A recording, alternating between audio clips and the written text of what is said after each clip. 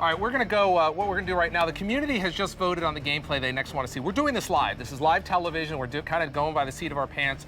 What you have chosen on Twitter is Domination. So Chris, Alan, let's bring up Domination here in the studio. We've got some gameplay here, and I want you to talk us through what we're seeing. Why don't you go ahead and do that? Yeah, Domination is a brand new mode we have in multiplayer, and so this is kind of an evolution of King of the Hill. You have 3 rings that are static on the map. These don't move around like they did in King of the Hill. And then your team's goal is to go capture those rings, and while you're holding them, you earn points, which you can see up there in the upper left-hand side of the screen. And the first team to the score threshold will win the match. And so what you have is it's a bit more competitive than what we had in the past. And we have these really close matches when we play tested in the labs back at Epic. You always know, by having those rings static on the map, and you know where ring A is, ring B is, ring C is, you always know where the action is, you always know where the fight is. And I think that's really one of the beautiful aspects of this mode. You always know where to go to get into the battle. Well, I noticed that Domination is that, you talked about where to go is in the battle, but it's a choke point. Everyone's being brought there, so you're going to get action on the way there, and then once you're there, it's nonstop, right? Yeah, that's right.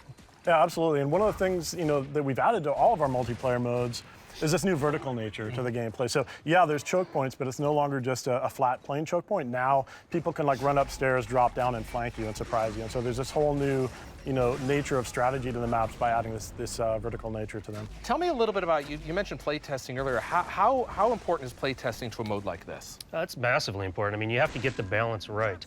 And so, particular to Domination, when we play test, a lot of it is the location of those rings. Right. We want to make sure that the battle is not only fair between the 2 teams, but they're in the right locations where you set up really good fights. So for example, this room here, you have 3 entry points. And so when you have one team defending in the middle, you have to kind of make sure you're watching all those entry points. And you've got some pipes you can duck behind. Yeah, as well. and you take cover, of course, and find some really good places to kind of bunker down and defend, which is really important.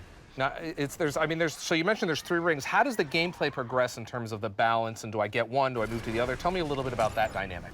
Yeah, there's a lot of strategy involved in how you do that. So typically, there's one ring that's kind of near each team's spawn points, and so those are more easily captured, and then there's one that's kind of more in the middle, and then there's a lot more contention for that. So there's a lot of strategy and communication that has to happen to decide how you can essentially hold 2 or more of the 3 at all times so that you're accruing points faster than the other team.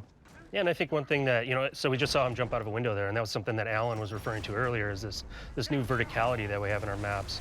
And we also have, a bit new approach to level design, which really favors a mode like this. It's a much more circular in terms of its movement, and so you find it's a lot easier to move around as a team and find those choke points and find those battle areas. Now, I've had the